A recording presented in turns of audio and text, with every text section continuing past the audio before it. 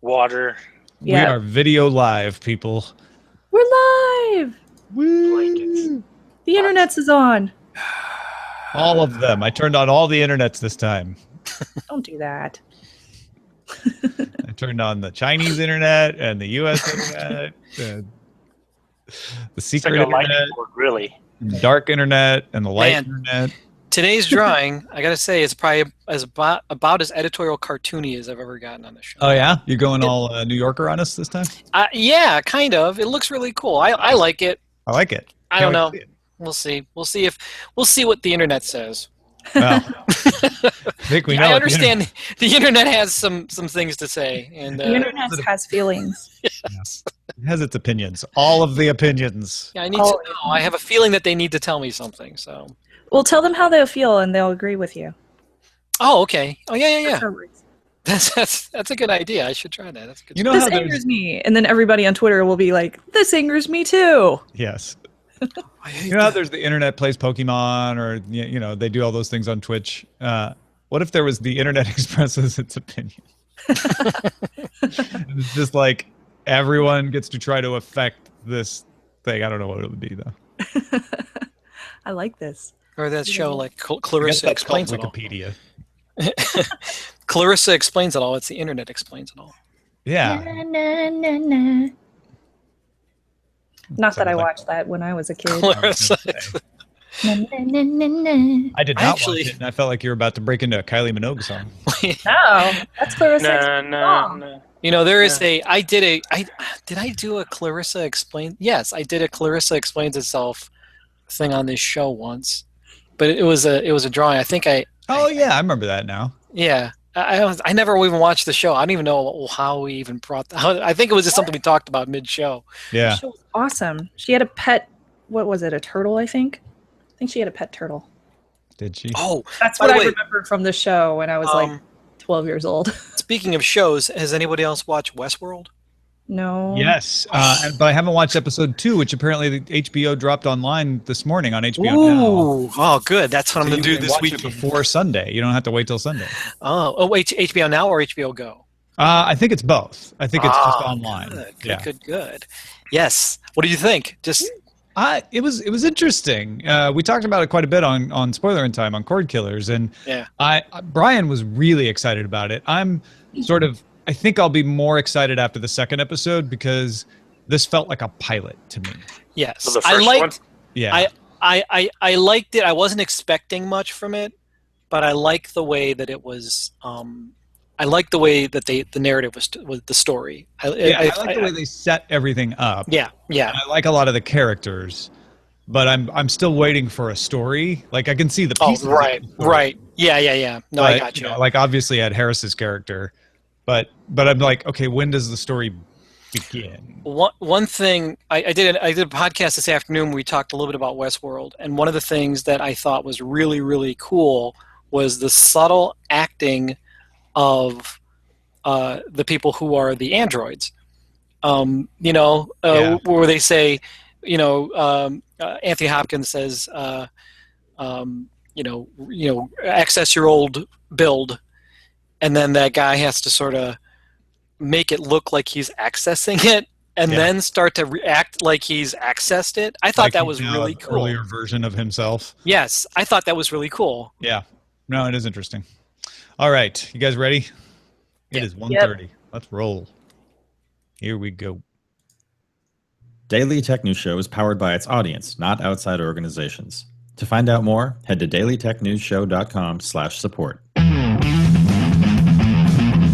This is the Daily Tech News Show for Friday, October 7th, 2016. I'm Tom Merritt. Joining me today, very happy to have Shanon Morse, co-host of Tech Thing and Hack 5 and more, back on the show. How's it going, Shanon? It's going awesome. How are you doing, Tom? Very good. Excited to talk about all kinds of security stuff that just happens to pop into the news on Fridays when you or Darren are here. I don't know why this always happens, but like to attract it. it's as if they know that we are going to be on Daily Tech News Show, so they give us all the security news as it unfolds on Fridays. Conspiracy that we will get to the bottom of. We're going to lay out what we actually know and don't know about the whole Yahoo Mail government surveillance. If you're confused about what's happening, we're going to try to lay all that out. We're going to talk about the Internet of Things and Bruce Schneier and Krebs' concerns about that. And of course, that gives Len Peralta a tall order here to illustrate for us today. Yes, it is. It is a tall order, but I think I'm up to it today.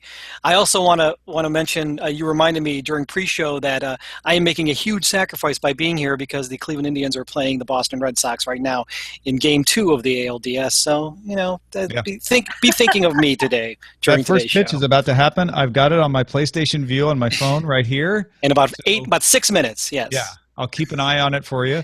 Thank you. But thank you. Yay, Yay, sports ball. All right. The FBI announced Friday that it is seeking access to a locked iPhone in a terrorist case in Minnesota. That's it. Everybody's jumping to a lot of questions about how will they try to unlock it? Will they try to force Apple again? All of this sort of thing. That's all we know right now is they're like, hey, we've got this phone and we're assessing our options on how to break into it. So more to come. Yeah. Kind of reminds me of back in the day when they wanted to unlock another phone, and then at the time they were like, no, it's just this one. Not really. Well, they said just the ones related to terrorist cases. This is what this is. So no, there's a lot to wade into once we find out how they're going to handle this. All the eyes are on them. Now here are some more top stories. In lighter news, Facebook has launched another standalone app to access one of its features. The main screen of Facebook Events will show you your events for that day, plus recommended events Facebook thinks you would be interested in. So it'll use your newsfeed algorithm. You can also browse for things happening nearby. If you're looking for something to do, it can pull in your calendar so you can see if you're actually free at the time that an event is happening. You can view events on a map if you want to see what's nearby, or maybe look at a vacation spot and find out what's happening while you're going to be there. Facebook Events launches in the US on iOS right now, and it's coming soon to Android. Shannon, how do you feel about this? Like, they did this with Messenger and they split it off. They're not going to take events out of the Facebook app, but then they also have been splitting other things into their own apps. Yeah, you're asking a girl who has no Facebook apps whatsoever installed on her Android phone. Nonetheless, I'm one of those people that logs on to Facebook and does use the event calendar because in the San Francisco Bay Area, there's a lot of stuff that happens that I don't necessarily hear about. So I use it as kind of a source like, oh, I have no plans this weekend. What should I do? And then I find a thing and I go to it. But I'm not a big sharer as far as events that I'm going to. So I don't think a separate events application is something that would benefit my lifestyle necessarily. Yeah, I guess that's a really good point is, this is going to help push people to share more about their events and take photos.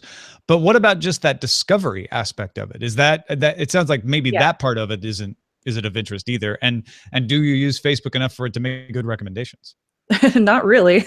I've unfollowed everything off my Facebook. It's a wonderful thing.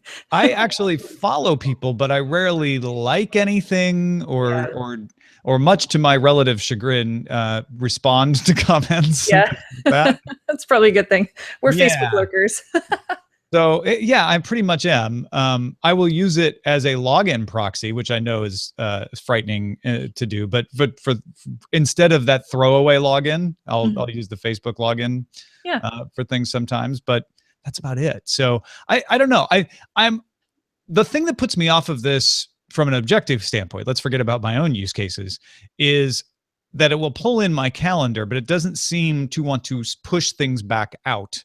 At least it's not designed to do that, right? Like I want it to not force me to use Facebook Events as a calendar. And they said in the TechCrunch article, we're not trying to make people use this as a calendar, but I would like it to just the one thing I didn't hear was, and it's really easy to then add an event from Facebook to your calendar, which you can do. I just would like to see that highlighted. Yeah, that seems like obvious implementation that should be in there for everybody because calendars are so important.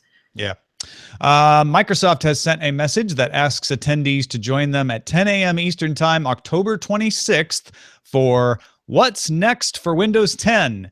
And in one of the images that they tweeted, they even put the imagine what you'll do with Windows 10 thing in reverse, like you're seeing it reflected in a window, because get it? Windows.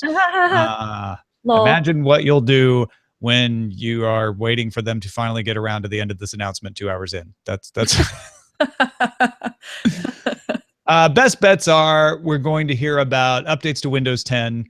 They just released the preview for the next update called Redstone. That went out today. So I imagine we'll get more information about that. There are lots of credible rumors out there that they've been working on a new all-in-one desktop in the Surface line that would have a touchscreen. So we may hear something about that. And we'll probably hear some gaming announcements related to the Xbox. That would be my own personal guess.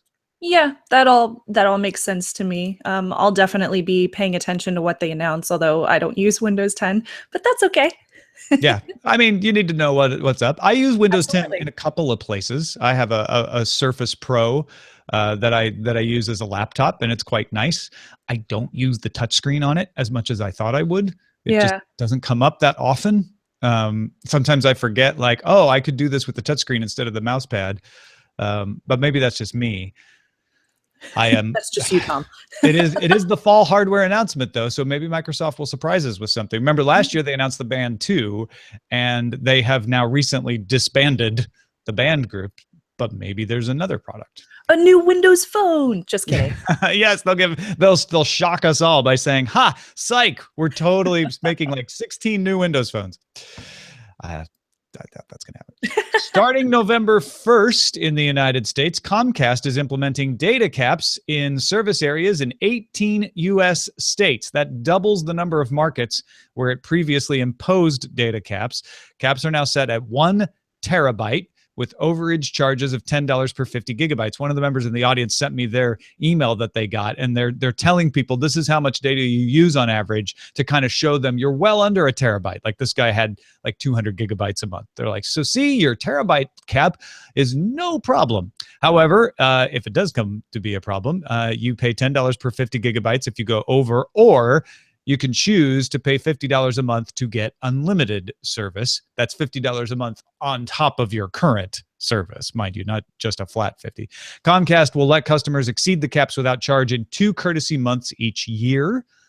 So even if you go over once because you just happen to have a weird month, you shouldn't hit up the cap. You won't get charged. Comcast says the caps are implemented on the principle of fairness, that those who use more bits should pay for more bits. Well, Shannon, that makes sense. It's just fair. You know, Comcast only has so many bits. If you use a bunch of them, you should pay for them. Man, you cracked me up, Tom. You're so funny.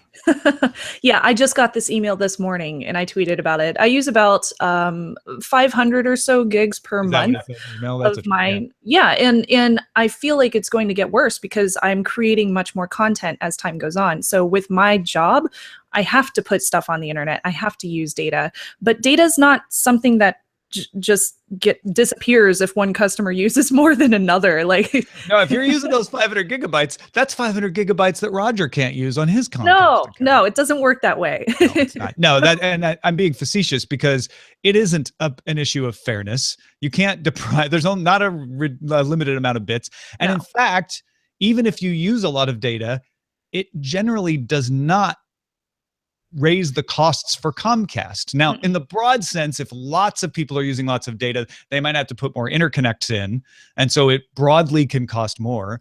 But there's been plenty of studies that have shown that even putting in data caps doesn't reduce congestion.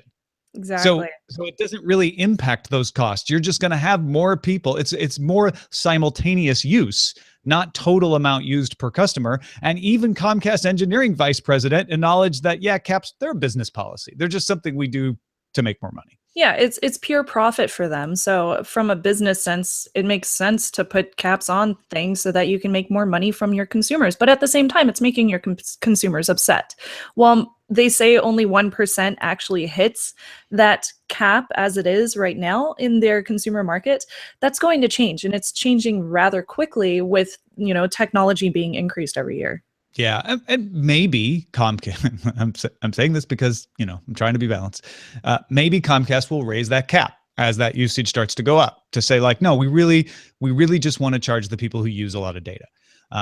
And honestly, I don't like it. I don't like having to think about using data. I prefer an unlimited plan like everybody, but it's perfectly fair to me for a company to say, hey, this is how we're charging you. We've decided to come up with this as our plan of charging you. That's fine. That's fair enough. I can decide if I have a competitive marketplace that offers me choices, whether that makes sense for me to purchase your service or not. What I don't like is when they try to say it's an issue of fairness. It's not an issue of fairness at all. It's not. That's just kind of like, it's a low blow, and it's kind of rude of them to say that and think that consumers don't necessarily know the difference. Well, and it's playing on ignorance, because a lot of people out there will be like, well, okay, that makes sense. My water company charges me when I use more water because we only have so much water. And it's like, well, it doesn't work that way. Yeah, exactly. Yeah. Samsung announced it will beat profit estimates for Q3 despite the Galaxy Note 7 recall. Samsung expects an operating profit of 7.8 trillion won. That translates to roughly $7 billion US, and is an increase of just over 4 billion won over last year. Sales were down from expectations, but still up year over year, even in the mobile market. That's how well Samsung's phones have been selling, that even with this horrible Note 7 recall, they still saw an increase, or will see an increase. Samsung's semiconductor business picked up the slack.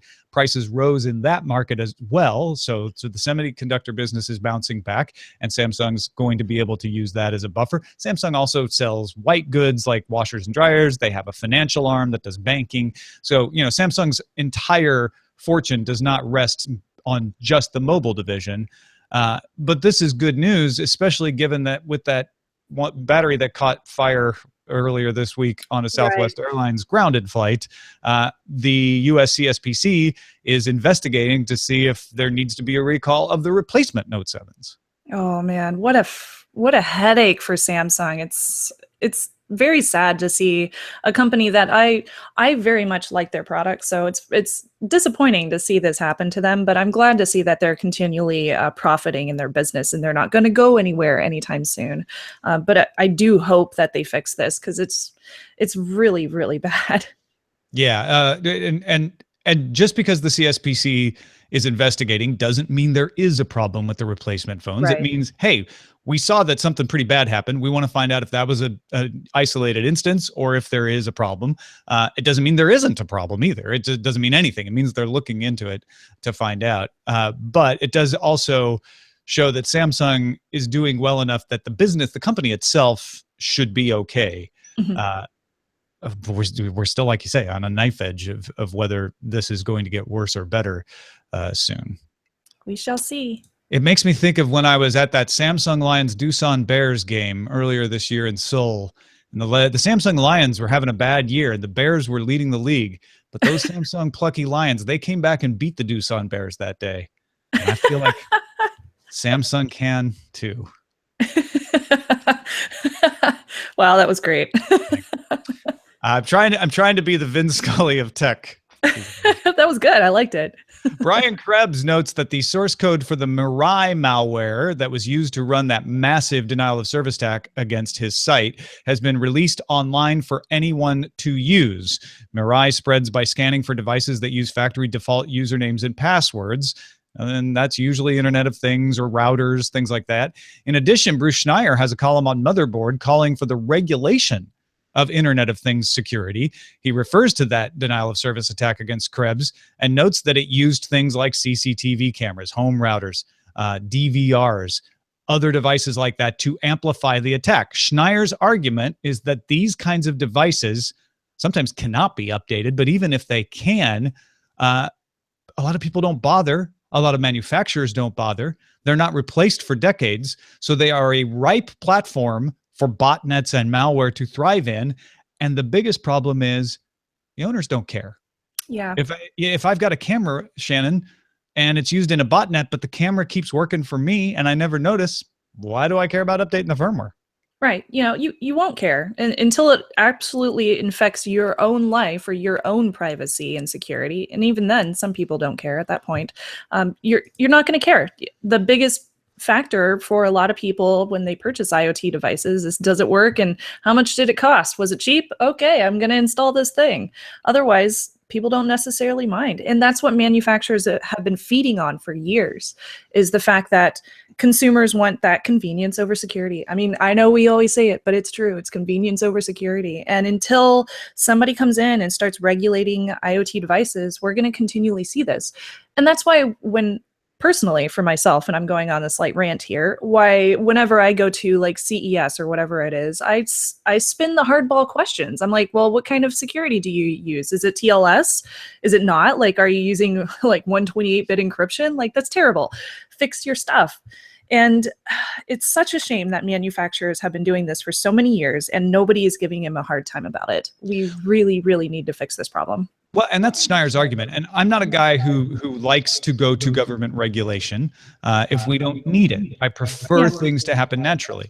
That doesn't mean that I'm also one of those guys who thinks there's no role for a government anywhere. I believe in the fire department and police and roads and things like that. So I'm somewhere in the middle of that arena. And to me, this is an example where Schneier may have a good point here. And I'd love to hear from people who reasonably say, well, hold on, there is a market pressure that he's missing.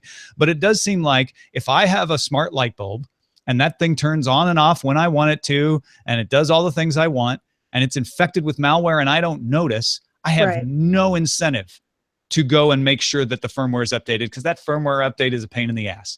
Yeah, and if I'm a manufacturer and none of my consumers are complaining, I have no incentive to make it easier for that firmware to be updated or to get my consumers to update it. Right. I can make a healthy comparison here to PCI compliance that you see with credit card processing. Since I used to work at a credit card processor, I would constantly have to call the companies that ran credit cards at their physical points of sale. And I would have to say, I'm sorry, the device you're using right now is not PCI compliant anymore. Visa will fine you if you don't upgrade to something that's PCI compliant. And that was for their consumer safety. They had to do it because there was a regulation set by Visa and MasterCard. And if they didn't do it, they got fined a lot of money. So it was cheaper for them to upgrade to a safer, more secure device than it was to run the risk of getting fined by one of the big players, because we would report them because we knew about the device. So in that sense, I would like to see some kind of regulation with IoT as well, where somebody comes in and says, if you don't upgrade these kind of devices to manufacturers, not necessarily consumers, but manufacturers, like you need to halt sales of this certain one and upgrade to something that is actually secure for consumers. And it's better for all of us if people actually do this kind of thing. Right, because then you don't have this platform for denial of service attacks to be carried out. You have less malware. It does affect you in the end. And so maybe there's something to be said of like, all we need is a consumer awareness campaign. But let's have that discussion. I think Schneier has raised a great question here, which is, what should we do to encourage this behavior? Is it, what kinds of regulations should there be? Should there just be you need to make sure that your firmware is updated regularly and that it's easy? And let's make it the least amount of restriction possible that gets us the result that we need. We saw something similar with Edward Snowden, for example, with consumer awareness. When he released a lot of information, media picked it up and they talked about it. And because of that, even my grandma, for example, was asking me about iPhone encryption, which is something that she would have never known if that awareness didn't happen because of something major, whether you like Edward Snowden or not. Like, that's something that happened. And now you see encryption on so many different devices, and it's because of that release of information. Yeah, and maybe we don't need rules. Maybe all we need is the government to run an awareness campaign that says, is your light bulb infected? Make sure it meets this seal of approval. And, we could have an independent commission, all kinds of ideas. I'm not even saying that's the best one, but let's talk about that. And let's get people talking about it, because this, as Krebs pointed out, and Schneier agrees, and these are two really smart people, this is a problem, right? Yes. Let's lighten things up one more time. Duolingo has added a chat bot to its iOS language learning app. And I, for one, am very excited about this. You can now chat in Spanish, French, and German. The bots are in the Conversations tab, a new tab in the app, and asks you questions about different topics like driving or food to get you into a conversational mode, but without you feeling like, oh, I'm talking to another real person and I'm embarrassed that my Spanish isn't very good. This is so cool. I really wish that this was available on Android, but currently it's only on iPhone, unfortunately. And I would love to see them implement Japanese because that would just make my day. But until then, this is a great way to learn a new language because you're actually using it conversationally. And that's an argument that I've seen from a lot of people is the fact that a lot of companies will create like language platforms that don't necessarily use real life conversational language. So you learn the structure, but you don't actually learn how to talk to people. Yeah, and I used Duolingo for quite a long time, but I got to the end of what it could offer me. There were only so many lessons and there were only so many times I could practice them. Yeah. And the next step was to use the desktop rather than the app to go and have real conversations and do translations and stuff. And I did that a little bit, but this is going to bring me back because now I can actually get some conversational practice, which is great. That's cool. Thanks to all those who participate in our subreddit. You can submit stories and vote on them at dailytechnewsshow.reddit.com. It helps us put the show together each and every day. We're going to talk a little bit about Yahoo. Motherboard has a new article today with 2 new sources, ex-Yahoo employee in one case, they don't say where the other person comes from, saying that, in fact, the scanning software that Yahoo implemented to comply with a U.S. government order for surveillance was a rootkit, which raises huge alarm bells in people. Like rootkits, if you remember the whole Sony rootkit thing back in the 2000s, they do way more than you need for the purpose and provide all kinds of vulnerabilities. I mean, Shanon, can you come up with a better explanation than me about what a rootkit is?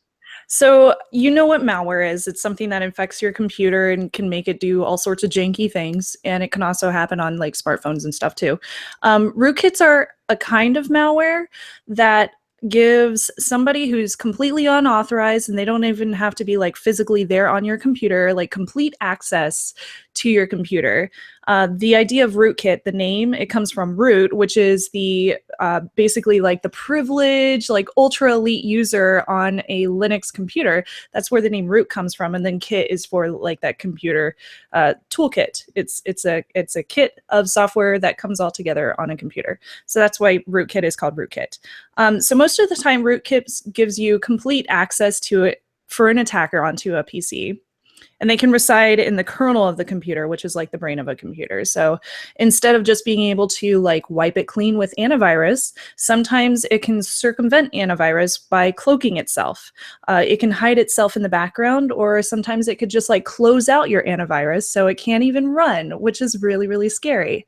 And oftentimes with rootkits on like consumer PCs, the only way you can get rid of them is by reinstalling your operating system, or you might even have to replace hardware if it's embedded in some piece of your hardware. So it can cost money, it costs a lot of times, and it's really, really hard to get rid of rootkits. So rootkits are very, very serious. And as Shanon mentioned, they give you root access. And if not properly implemented, anybody can access the rootkit. Exactly. Yeah. So if a rootkit ends up on your computer, for example, by one hacker, another hacker might be able to gain access to your network and see that rootkit there and then go, oh, hey, I'm also going to use this rootkit for my own access. So then all the hackers get the access. Or, for instance, if the CEO and legal chief of a company were to ask software engineers not on the security team to implement a rootkit to look for a digital signature as ordered by the Foreign Intelligence Surveillance Court, it's possible that it could be implemented in a way that others could access that rootkit. And here's what I think is going on here. Now, I did a long look at the Reuters story, the New York Times story, and the Motherboard story from earlier this week, and we'll have that in the show notes. And I think I may put it out in our tech update to the patrons, which comes out on Thursdays. What they did was got engineers to adapt a system for scanning email for malware and child porn to search for a digital signature. That's according to the Reuters and New York Times stories. They said, let's take the scanning we already do. There's lots of scanning of email. Scanning of email seems to raise a lot of alarms. All companies scan for email. Gmail does it for ads. Yahoo, Gmail, Microsoft, they all do it for malware. It's generally to protect us. Yeah. At least that's how I see it. And it's actually not that disturbing to me to say, hey, if we have a very defined signature, like we're just looking for this little bit, if you could just add that to the definitions you're scanning for, it's really not that different than scanning for malware. And if we had a system with checks and balances and supervision so it couldn't be approved, I might not mind this. Right. But here's the problem. It also stored matches and made them available to the FBI. That's according to the New York Times.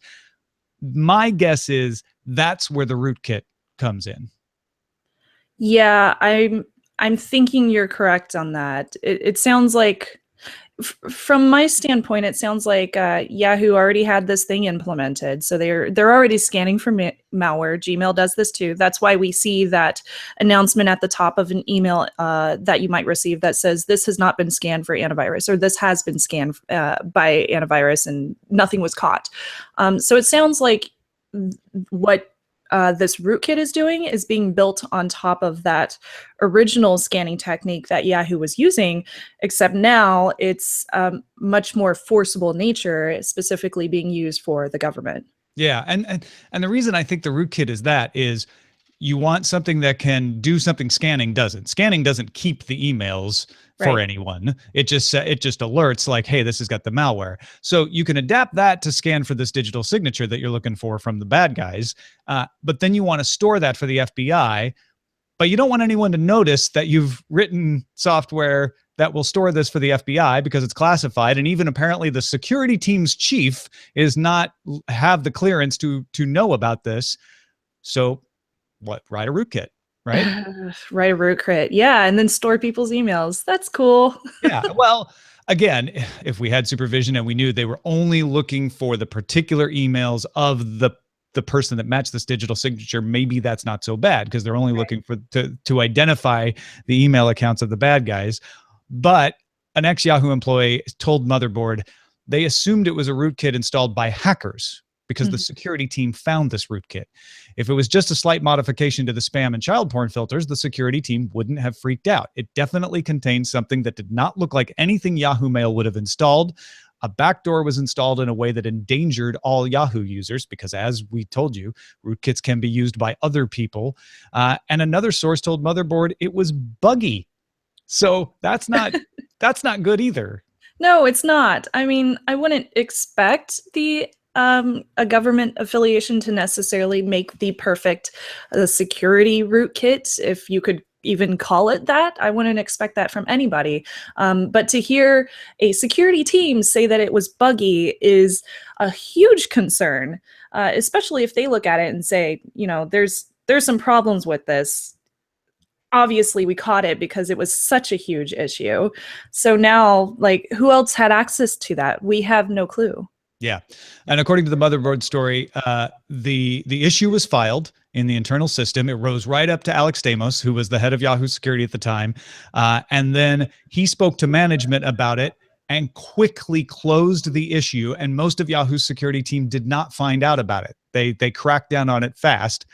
Stamos, according to the Reuters article, then told his subordinates that he had been left out of a decision that hurt users' security. That would, to me, sound like maybe installing a rootkit.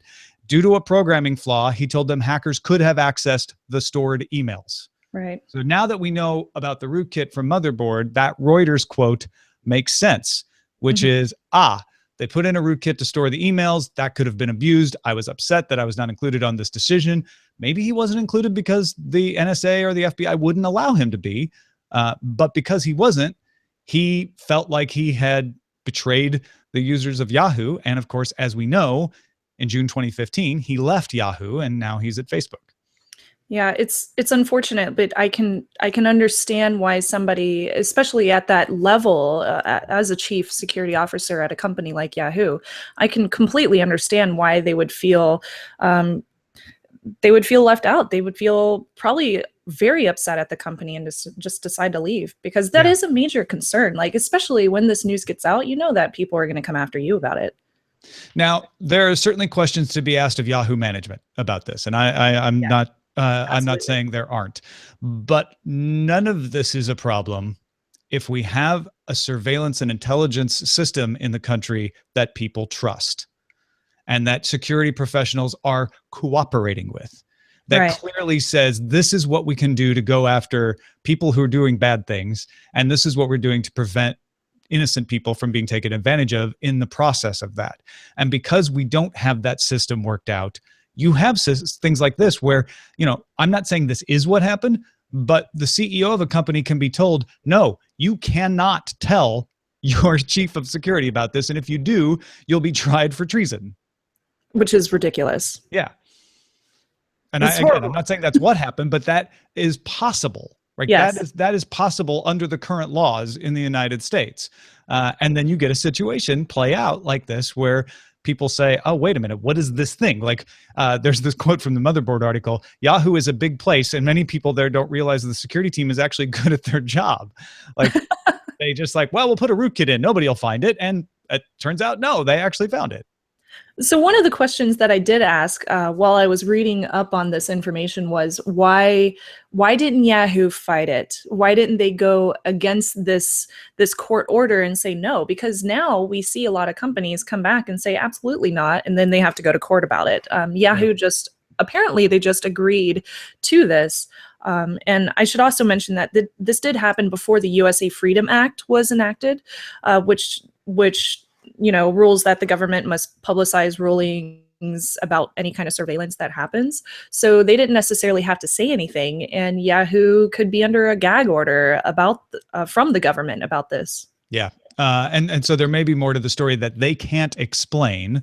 Right. All they've said so far is that the article is misleading and we narrowly interpret every government request for user data to minimize disclosure. The mail scanning described in the article does not exist on our systems. Doesn't mean it didn't used to. Remember, Yahoo did fight and lost a 2007 FISA order to search specific email accounts without a warrant. They were able to publicize that. They had to fight to be able to publicize that. So it's not that Yahoo hasn't fought these sort of things before.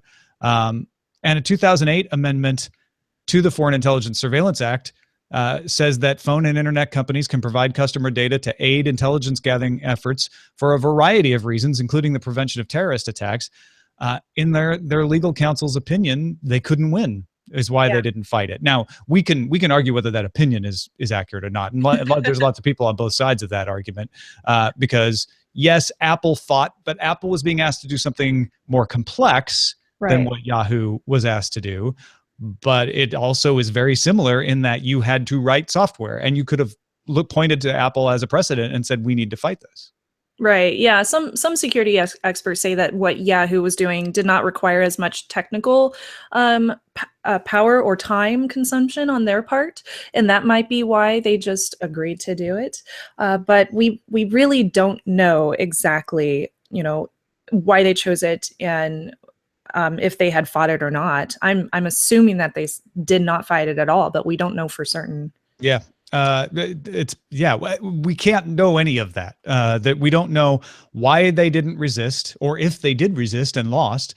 We don't know what was being searched.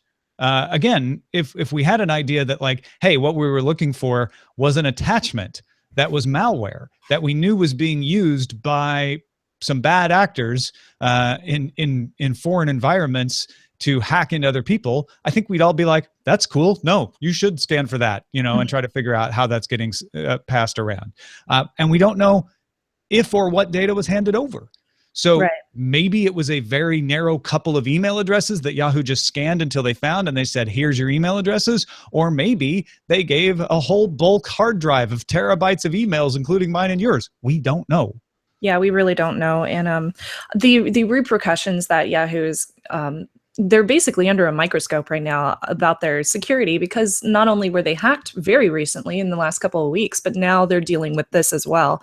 I've had several conversations with some of my security and InfoSec friends who have just completely deleted anything having to do with Yahoo, including not just email, but Flickr accounts and things like that, just to not only make a statement, but to speak to them and say, this is not okay. There are a lot of issues with how they enacted this and how they went about, releasing information to the media after all of this happened. Yeah. And it's even tougher because Yahoo's going through an acquisition with Verizon. Yep. Now Verizon is rumored to be wanting to knock $1 billion off the price because of this. And so there are pressures on Yahoo to keep this sort of thing under wraps, but there are also legal pressures that we've described that make that so they can't say anything. Then you've got the fallout of people saying, well, I don't trust Yahoo on anything anymore because I don't know. It's not that I can prove they did something bad, but since I don't know, I'm just not going to deal with them. You've got companies like Rogers in Canada.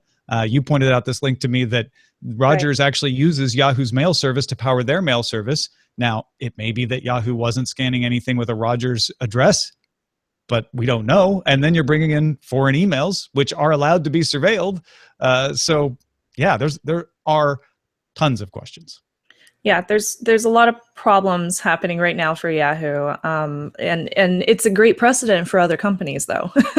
Don't pull this. Yeah, and it's worth repeating that it may be fatuous, but Twitter, Google, Facebook, and Apple have denied ever receiving such a request to scan emails. They may have had requests that differed in some way. Microsoft said it had never implemented the kind of email scanning that was mentioned here. Maybe they implemented a different kind of email scanning, but they were all very quick to say, no, we didn't do that. What is described there. But again, if they were asked to do something similar but different, they wouldn't be allowed to say. Right. All right, let's finish up with a couple of emails. Drew spent the last week at Salesforce's Dreamforce conference and thinks he knows why Salesforce might still be interested in buying Twitter. The recurring theme of Dreamforce was their new AI platform called Einstein. And Drew says where it really got interesting was during the Einstein keynote. Fanatics.com ran a contest asking people to post a selfie. Einstein then analyzed all of the submitted images to add information about people's hairstyles to their demographic information for more recommendations. They also showed demos of very accurate sentiment analysis of text and very good machine vision. And it made me realize what Salesforce could do with full access to the Twitter fire hose. Oh boy, the Twitter fire hose. Yeah. It scares me a little bit. Don't change it too bad. Well, yeah, I mean, it's one thing to say, Twitter can pay for the API access to the Twitter fire hose, and Twitter makes a lot of money giving people that access. It's another thing to say, we own Twitter now. We get all the data that's in. And then David V. wrote to note reports of iOS devices being randomly activation locked and then linked to random iCloud accounts. So not only does your phone lock and say, oh, you need to reactivate it, but then it says the email address is not your email address. And so you can't even activate it. David said, I and a friend of mine were both bit by this. We both bought our phones brand new a year ago. I got mine from Best Buy, my friend straight from Apple. And Apple seems to be helping as long as you can show proof of purchase, which luckily I still had my receipt a year later. But yeah, if you walk into an Apple store without a proof of purchase and you say, oh, it says it's an activation lock, but that's not my email address, they're going to assume that you're trying to steal the phone. So it's a weird bug. I'm a little weirded out by this. Does Apple not have any kind of previous information on purchases and iPhones that they purchased? Because I could have sworn back in the day when I bought an iPhone, they knew which iPhone I bought. Yeah, if you're an Apple customer, it probably is going to be easier. If you bought it from a third party, though, if you bought it through a carrier, it might not be. I don't know. Yeah, good point. But yeah, and even so, something's going wrong when the IMEI or the SIM card associated with your phone suddenly gets associated with some other random iCloud account. Like that's some bad data center juju going on. Yeah, that's bad. Fix it, guys. Yeah, fix that. All right. Thank you, Dave, for that. And thank you, Shanon Morse, for joining us. A pleasure as always. Yes, thank you so much. That was super, super fun. It's always wonderful to talk with you on DTNS, and we have lots of interesting stuff coming up on Hack 5, so you guys should definitely check it out if you aren't familiar yet. And also on Tech Thing, I just got to review a new gimbal for my iPhone, and I recorded the entire conversation that we had on the gimbal as well as on our usual cameras, so some super fancy editing happened in that segment. Check it out, tektthing.com. That's Tech Thing with a K, or hack5.org, HAK5.org as well. Len Peralta, let's see your editorial vision. Yes. Before we started the show, I said, this is about as editorial New Yorker editorial as I have gotten on the show with an image. You know, I'll just kind of leave it out there. It's an image of the NSA and personal security, what's left of it, being wrapped around two scantily clad people, and someone's yelling Yahoo about it. So That's amazing. No, it's a little bit strange. It looks like the guy from Minions is become even more evil and is dressed as the NSA yelling Yahoo. Yes, it does.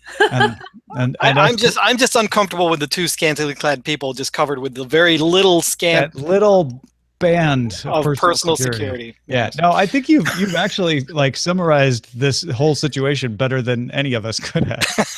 Well, thank you so much. It's a very difficult situation to capture, but hopefully it worked out pretty well. So I think go check it out, lenperaltastore.com if you want to take a look at it and even buy a version to put up in your own home. There you go. Sounds great. Thank you to everybody who supports this show. We are supported entirely by your donations, your pledges, your PayPal donations, your purchases at our store. If you would like to support the show, head to dailytechnewsshow.com/support. Big welcome to our newest backer, Richard Pierce, who just started supporting us on Patreon. Big thanks to Brad, who increased his Patreon pledge. We've got all kinds of cool perks for you at patreon.com/DTNS. Our email address is feedback@dailytechnewsshow.com. We're live Monday through Friday, 4:30 p.m. Eastern at alphageekradio.com and diamondclub.tv. And, of course, our website is dailytechnewsshow.com. Peter Wells will have a Day 6 episode this Sunday, but a reminder, it's Columbus Day on Monday, so just a Daily Tech Headlines show for the holiday. I'll be back Tuesday with Patrick Beja and the CEO of Connect Things, Letitia Gazelle Antoine. Talk to you then. This show is part of the Frog Pants Network. Get more at frogpants.com. Diamond Club hopes you have enjoyed this program. Woohoo! Yay! Yay! Good show. Hooray! I mean, I think we did great on the Yahoo story, but honestly, I think maybe the Schneier-Krebs was the best part of the episode. I kind of feel that way too. It turned out that way. Yeah, that was a really good conversation. Yeah, I love Brian Krebs' articles that he writes. So when I read about that, I was just like, oh man, this is so tough to deal with. Yeah, and nobody deserves what he went through, and him least of all. The way I spun it for ThreatWire was it's censoring journalists who don't necessarily agree with you with DDoSes. Right. And Meter Eye makes it easier for anybody to do that. So it's a major concern. Yeah, we didn't get to it on the show, but Krebs note that's saying that usually you see someone open the code to something like that when they're worried about getting prosecuted because they want as many other people to be implicated as possible. Yeah. I thought that was really interesting. All right, show titles. Yeah, what do we got? We got The Root Kit of All Evil, but I do believe we used that a while ago. I think I may have used that at Buzz Out Loud, for goodness sake. Yeah. Norton Light Bulb Suite. Comcast is Captain America. I get it because the data caps. Okay. Lions, Tigers, and Samsung's Oh My. Is your light bulb infected? Encryption snubs grandma approves of. Encryption snubs grandma approves of. That's funny. NSA Yahoo Do. That's a pretty good one. Rooting around in Yahoo's emails. FBI. By the way, no score, Len. Yeah, I saw that. Okay. Although Toronto leads the series. Yeah, they're up 2-0 now. They won't make it. The Ballad of Samsung, the saddest notes of all. Aww. Thing security surety brings uncertainty. Thing security surety brings uncertainty. Actually, I'm kind of like the rootkit of Yahoo's problems. It's a different spin. Or I like the NSA Yahoo Do. Yeah. Yeah, I like that one. All right. It's a little clever. Should we now? I see you wrote it. NSA Say Yahoo Do. Yeah.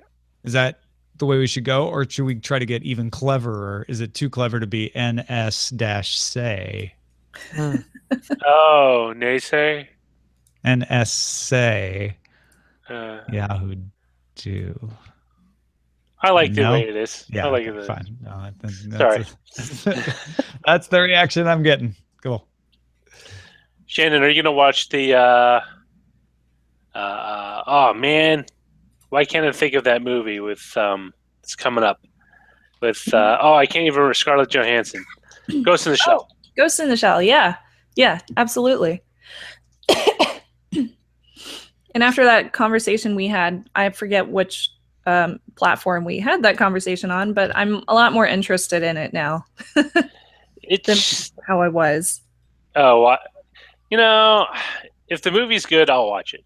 That's to me like, you know, whatever. I like people. I mean, what was the live action movie they did of? Hold on, I'm sorry to interrupt. Blau Roman just submitted the title YM Root.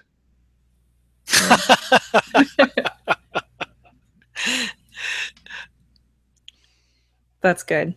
I think we But might. you gotta switch. say it like him though. Yeah. YM Root. Yeah, but NSA Yahoo Do is so capsulates everything. Oh. All right. Well, shout out to La Roman because that was really good. No, it's good. It's good. That was good. I liked it. Okay, Keep trying. carry on. Keep Ghost trying. in the Shell. Sorry. No, I was saying like the live action Titans Attack. Is that the one with the big giant humans without the skins attacking? Anime Titans Attack. Oh, Attack on Attack on Titan. Titans of Tech was an old tech TV show. No, not Titans of Attack. It's a Titan Attack. Attack But on the Titan. live action movie kind of got panned because it was all like Japanese cast. Yeah, it's Attack on Titan. Well, I don't think it was because it was a Japanese cast. It just wasn't very good. Yeah, well, it was just even the Japanese viewers thought the casting was odd. Yeah. Not to mention, it's really hard to do a lot of those movies on the budgets they get. Have you seen the new Godzilla though? Ooh, I I've also seen heard. that. I also heard. I want to see the Japanese one. I've seen. Yeah. I haven't seen it yet, but I've I seen also, that on the 18th. Oh yeah. a lot of. I won't. I shouldn't say anything.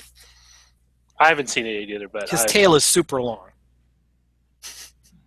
a lot of people complain, like with every other, like with the American Godzilla movie, Godzilla really isn't in it a lot. Yeah, like but as a percentage. that wasn't in the tradition, like in the straight on. That wasn't the same production company and everything. Toho, no, it's Toho. The American one was? Oh no, not No, the that's what I'm American saying. one, but The I'm American saying, one was not Toho. So this new one is, right? Yeah. But it's still very short on Godzilla and Oh, really? long on. Oh, I see. It's a lot. It's a lot for what I understand. It's even for a Godzilla movie. It's long on the talking, with the various people talking about the existential crisis that they go through. But it's a very. I mean, it is a definitely. I like the take on it, where he's kind of a skeletal, zombified creature-looking thing. I just want to know if Mothra's in it. No Mothra. Listen, they're going back to the roots where you don't have other kaiju. Godzilla is a force of nature as a physical manifestation of man's inhumanity to nature and nature revenging itself. There's the great climate change analog now. It used to be nuclear war. Yes, and if I don't want to spoil it, you're gonna have to find out. The problem is I've been reading so many reviews and bits on it, I kind of know the movie now, even though I haven't seen it, which annoys me a little bit. But Cleveland's up 1-0, Len. Ooh, nice. I don't like the claws, though. I don't like his hands. It's a little too T-Rexy. All right. I am going to have to go because I have to be somewhere at 6. All right, At man. the baseball game. At the baseball. No. Be watching a baseball game while eating soup. Len's playing for the Indians. You don't need him to the later innings. So You may have remembered a second baseman by the name of Johnny Peralta. yeah. That's me. Oh, right. He was actually on the Cardinals this year, you know. He is. That's a longer drive for you. It is You a little better bit. get going. I thought he was in Detroit, but then he moved to the Cardinals. Yeah. Johnny Peralta. That was you the whole time. That was me the whole time. It's pretty awesome. All right, guys. right. I will talk to you soon. Thanks, Len. Take care. Bye. Hi, Len. Bye-bye. Do you Cool. like Godzilla movies, Shannon? What? Do you like Godzilla movies? I don't think I've ever seen one. What? I know. The next time I'm going to Japan, I'm going to try to do a Toho tour at the studios. Even though they emptied out the back parking lot that used to serve as the giant pool where Godzilla comes out. But they kept the water in there for like 20 years, and they finally drained Really? it. It's kind of nasty. Why? It must have been stagnant. Weird. Well, it's Godzilla in there. Like nothing affects Godzilla. Maybe the guy in the suit of Godzilla, he might be sick. Yeah, maybe. So when are you going back to Japan? I have no idea. I have a kid at this point. With kids suddenly other things take precedence. Kids fly Oh, free. Still go. Kids fly free. I wish. With 2 kids. Yeah, Serafina is a different kind of person than I. She She's also went hardcore. down with her newlywed husband down to Argentina on motorcycles. Yes. Yeah. Quite hardcore. I kind of Also, I'm also broke, so I can't really afford to travel anywhere. Tom, how was your trip to Japan? It was really fun. It was Awesome. fantastic. And I was going to recommend, I know Roger doesn't drink a lot, but there is an excellent whiskey bar in Shinjuku that is run by a huge Godzilla fan, and he just plays like clips from Godzilla movies in the bar the whole time. And then he's also like super smart on whiskeys and does these like whiskey flights of mostly Japanese whiskeys, but he's got others as well. And that was a really fun place. Didn't one of the What's it called? Japanese whiskeys get... Oh, no, I said didn't one of the... Oh, sorry. What's it What- called? What is it called? Well, what's the whiskey place called? I don't Yeah. remember now because it was in Japanese. So? It was on the 3rd floor, and it had a big eye on the door Well, that You- doesn't help me. when you went in. Maybe. Did you take a Drunk picture of the sign? I could translate it. Well, the sign just had the eye. I did take a picture of that, Translate this. and it was hard to check into places because I couldn't read. I'm here at another Japanese eatery. Let me This see. way, you learn how to say things that you look up on like TripAdvisor or whatever, Oh yeah, totally. and then you just ask somebody like, ramen doko desu ka? Where's the ramen? Is that it? I was so spoiled. It's so easy to go with a phone speaker. I was like, yeah, you talk to the white girl. I don't know any Japanese because they would all come toward me first. Like, I don't know. I don't need your store credit card. I might go back in October next year. Oh, I was like, what? This month? That's the picture. Ah. Wow, it literally is just an eye. Yeah. Roll. Okay, I'll walk around Shinjuku next time I'm there. Go to Whiskey. the Ask people, floor. where is whiskey? Go to the 3rd floor of all the buildings. Yeah. Whiskey doko desu ka? Godzilla whiskey. Gojira. Nishi Shinjuku is the only location it gives me on the. Onegaishimasu. I'll be doing a lot of Disney, I'm sure, for the foreseeable future instead. Theme parks. Yeah, no, I'm supposed to go to Disneyland for the first time with your Yeah. daughter. It'll be interesting. We'll have it from a elder and a newborn perspective.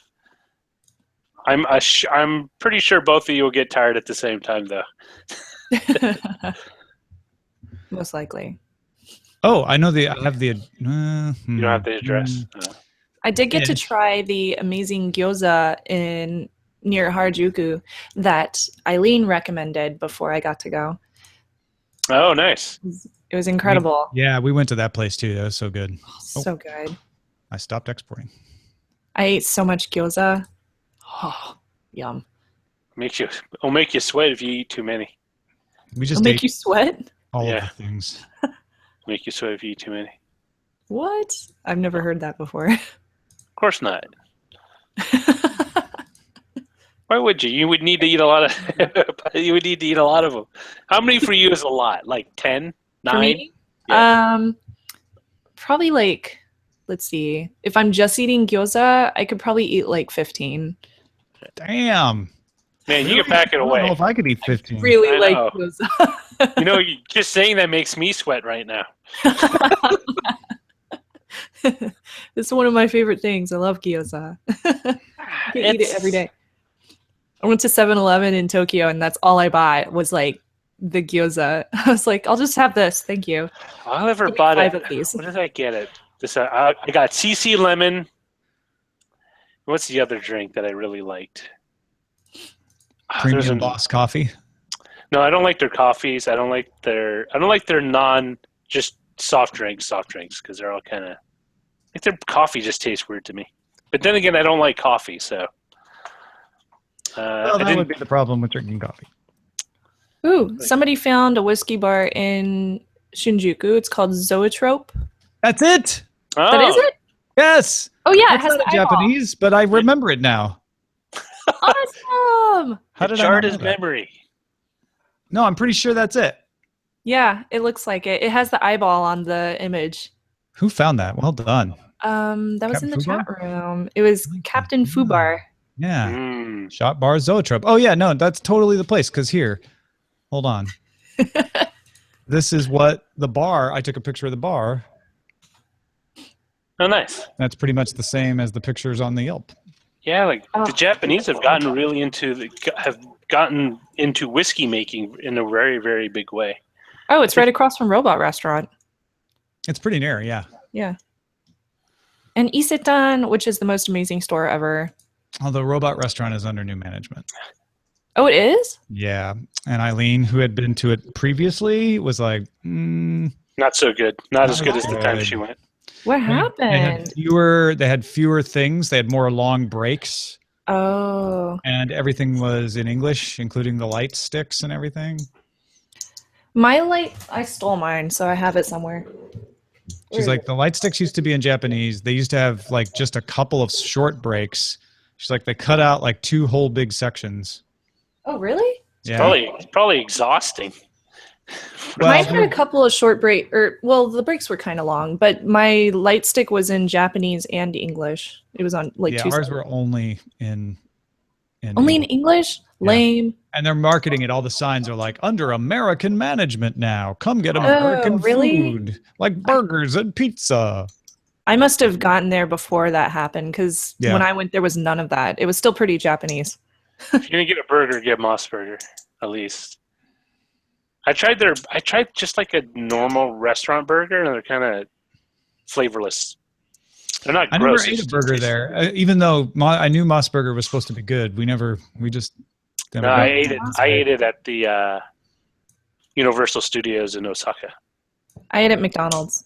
I tried to get us to go to the Universal Studios, but they were like, no, we have those in LA.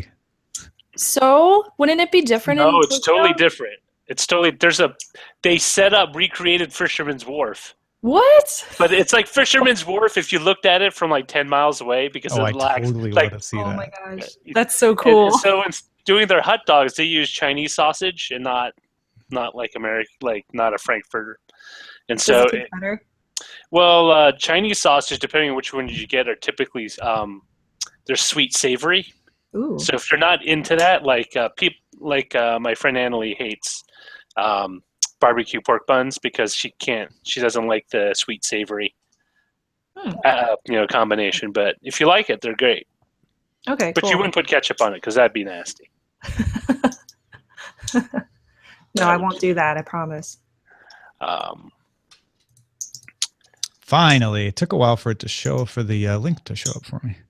I remember Universal Studios being a little light in the U.S. being a little light on the rides. In LA or in Orlando? L.A.